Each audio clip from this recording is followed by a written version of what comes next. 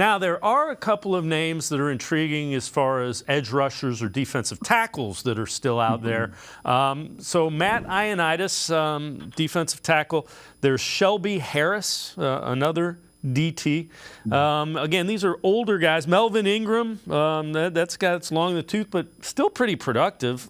Justin Houston, and then Banagu also. Any of those guys intriguing? I know you went Ika, you went McGuire. That might Jim Schwartz likes to play a lot of them. I still feel like if you could get me an edge rusher that could be productive in 20, 25 snaps, I'd feel that much better. Yeah, so when I look at defensive tackle and I look at Mo Hurst and Tristan Hill, the two guys they signed outside of Dalvin Tomlinson, they gave them next to no guaranteed money. I don't think Mo Hurst actually had any guaranteed money. So to me, that screams those two guys are brought in to fuel competition with guys like Jordan Elliott, with guys with Tommy Togiai, with guys like Perion Winfrey. Not necessarily locks to make the roster, but guys you really want to raise the floor with. And then, if they fight it out and they win roster spots, that's great.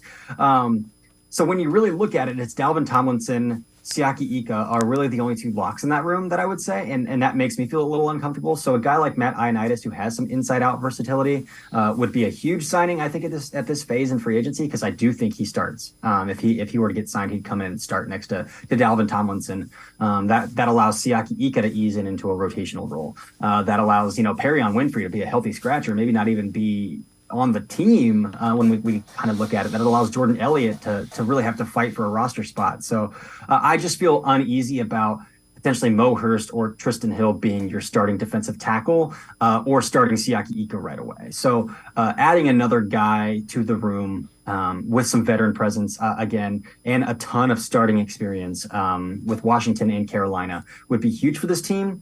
And then going to defensive end, I do think they still like Alex Wright a lot, Okoronkwo, Myles Garrett. So I think and then Isaiah McGuire. Isaiah Thomas is there too. I don't think he's a lock to make the roster.